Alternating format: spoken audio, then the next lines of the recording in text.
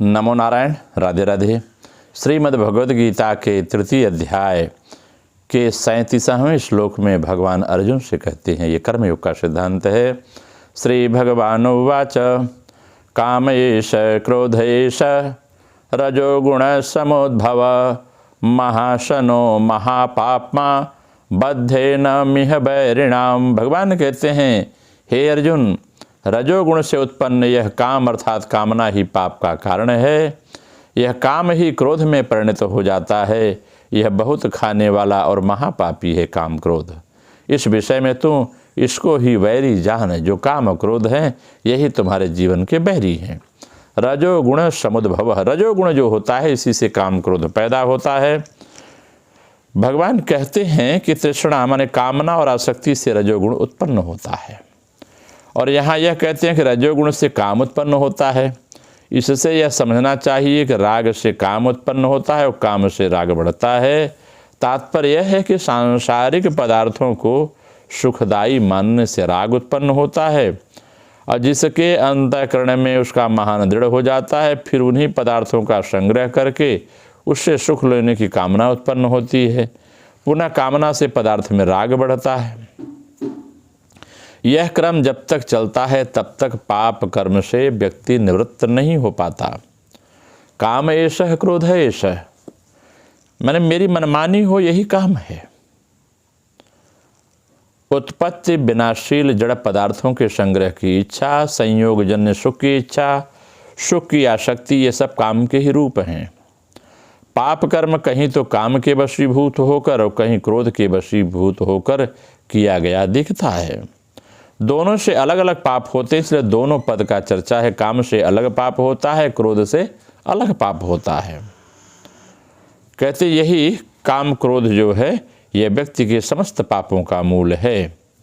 वास्तव में काम अर्थात उत्पन्न विनाशशील पदार्थों की कामना, प्रियता, आकर्षण ही समस्त पापों का मूल है।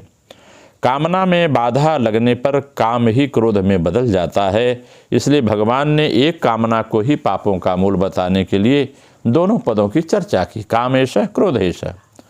कामना की पूर्ति होने पर लोभ उत्पन्न होता है और कामना के बाधा पहुँचने पर क्रोध उत्पन्न होता है। यदि बाधा पहुँचाने वाला अपने से अधिक बलवान हो तो क्रोध उत्पन्न न होकर भय उत्पन्न होता है। तो भय जो उत्पन्न होता है तो इससे क्या होता है, गीता में कहीं कहीं कामना और क्रोध के साथ साथ भय की भी चर्चा आई है। क्योंकि व्यक्ति अगर हमसे बलवान है तो भय पैदा होता है, कमजोर है तो उसके प्रति क्रोध पैदा होता है। इस प्रकार से भगवान कहते हैं काम और क्रोध ही मूल कारण है। कामना तात्कालिक सुख की भी होती है और भावी सुख की भी होती है। व्यक्ति ऐसा कामना करता है।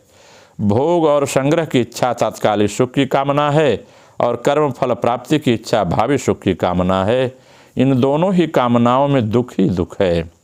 कारण यह है कि कामना केवल वर्तमान में ही दुख नहीं देती बल्कि भावी जन्म के कारण होने से भविष्य में भी दुख देती। जो हम कर्म करते हैं उससे हमारे अगले जन्म का संस्कार बनता है। इसलिए इन दोनों ही कामनाओं का व्यक्ति को त्याग करना चाहिए। कर्म और विकर्म, विकर्म निषिद्ध कर्म, दोनों ही कामना के कारण होते हैं और कामना के कारण कर्म होते हैं और कामना के अधिक बढ़ जाने पर विकर्म हो जाते हैं। कामना के कारण ही असत में आसक्ति दृढ़ होती है। कामना न रहने से असत से संबंध विच्छेद हो जाता है। कामना पूरी हो जाने पर हम उसी अवस्था में आ जाते हैं जिस अवस्था में हम कामना के उत्पन्न होने के पहले थे। जैसे किसी के मन में कामना उत्पन्न हुई कि मेरे को 100 रुपये मिल जाएं, इससे पहले उसके मन में 100 रुपये पाने की कामना नहीं थी। अतः अनुभव से सिद्ध हुआ कि कामना उत्पन्न होने वाली है। जब तक 100 रुपये की कामना उत्पन्न नहीं हुई थी तब तक निष्कामता की स्थिति थी। उद्योग करने पर यदि वह प्रारब्धवश 100 रुपये मिल जाएं तो वही निष्कामता की स्थिति पुनः आ जाती, फिर इच्छा नहीं रह जाती। परंतु सांसारिक सुखासक्ति के कारण वह स्थिति ठहरती नहीं है और नई कामना उत्पन्न होती है कि मेरे को आज 1000 रुपये मिल जाए तो अच्छा है। इस प्रकार न तो कामना पूरी होती है न तो पूरी तृप्ति होती है। कोरे परिश्रम के सिवा हाथ कुछ लगने वाला नहीं होता। काम अर्थात सांसारिक पदार्थों में कामना का त्याग करना कठिन नहीं है। थोड़ा गहरा विचार करें कि वास्तव में कामना छूटती ही नहीं अथवा टिकती नहीं। पता चलता है कि वास्तव में कामना टिकती ही नहीं है। वास्तव वह तो निरंतर मिटती जाती है, किंतु मनुष्य नई नई कामना करके उसे बनाए रखता है। कामना उत्पन्न होती है और उत्पन्न होने वाली वस्तु का मिटना अवश्यंभावी भी है। इसलिए कामना स्वतः मिटती है। अगर मनुष्य नई कामना न करे तो पुरानी कामना कभी पूरी होकर कभी न पूरी होकर स्वतः मिट जाती है। कामना की पूर्ति सभी के लिए और सदा के लिए नहीं है, परंतु कामना का त्याग सभी के लिए और सदा के लिए है, कारण कि कामना अनित्य और त्याग नित्य है। कामनाओं के 4 भेद कहे गए हैं। शरीर निर्वाह की आवश्यक कामना को पूरा कर दे, एक कामना हुई। दूसरा प्रकार है जो कामना व्यक्तिगत एवं न्यायुक्त हो, जिससे पूरा करना हमारी सामर्थ्य के बाहर हो, उसको भगवान को अर्पण करके मिटा दें। दूसरे की वह कामना पूरी कर दें जो न्यायुक्त हितकारी हो तथा जिसको पूरी करने की सामर्थ्य हमारे में हो। इस प्रकार दूसरों की कामना पूरी करने पर हमारे में कामना त्याग की सामर्थ्य आ जाती है। कहते हैं इस प्रकार तीनों कामनाओं के अतिरिक्त दूसरी सब कामनाओं के विचार के द्वारा ही मिटा दें। चौथा है कामना ही संपूर्ण पापों का कारण है। चोरी, डकैती, हिंसा आदि समस्त पाप कामना से ही होते हैं। इसलिए कामना को ही महापापमा कहा गया है। कामना उत्पन्न होते ही मनुष्य अपने कर्तव्य से, अपने स्वरूप से, अपने इष्ट से विमुख हो जाता है और नाशवान संसार के सम्मुख हो जाता है। नाशवान के सम्मुख होने से पाप होते हैं और पापों के फलस्वरूप नरक तथा नीच योनियों में व्यक्ति को जाना पड़ता है। यही उसका स्वभाव बन जाता है। भोग वृद्धि से सांसारिक भोग भोगने का वाला मनुष्य हिंसा रूप पाप से बच नहीं सकता। वह अपनी भी हिंसा माने पतन करता है और दूसरों को भी करता है। जैसे कोई मनुष्य धन का संग्रह करके उसके भोगों को भोगता है तो उसे देखकर निर्धनों के हृदय में धन और भोगों के अभाव का विशेष दुख होता है। यह उनकी हिंसा हुई। भोगों को भोग कर वह स्वयं अपनी भी हिंसा यानी पतन करता है और जिसके पतन हो जिससे उसका पतन हो जाता है, क्योंकि स्वयं परमात्मा का चेतन अंश होते हुए भी धन को महत्व देने से वह वस्तुतः जड़ का दास हो जाता है। इससे उसका पतन हो जाता है। संसार के सब पदार्थ सीमित होते हैं, अतः मनुष्य जितना भोग भोगता है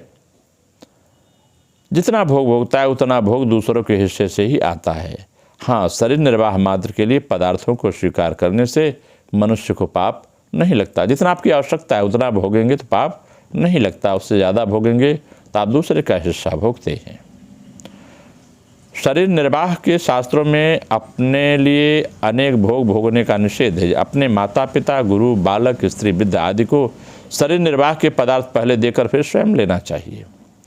भोग बुद्धि से भोग भोगने वाला पुरुष अपना तो पतन करता है, भोग्य वस्तुओं का दुरुपयोग करने से उसका नाश करता है और अभावग्रस्त पुरुषों की हिंसा करता है। परंतु जीवन मुक्त महात्मा के विषय में यह बात लागू नहीं होती। उनके द्वारा हिंसा रूप पाप नहीं होता, क्योंकि उसमें भोग बुद्धि नहीं होती।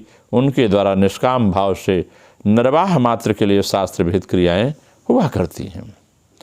कहते हैं बद्धे नाम यह परिणाम। यद्यपि वास्तव में सांसारिक पदार्थों की कामना त्याग होने पर ही सुख शांति का अनुभव होता है, फिर भी मनुष्य ज्ञानवश पदार्थों के कामना को सुख मानकर उसे अपना मित्र और हितैषी मान रखा है।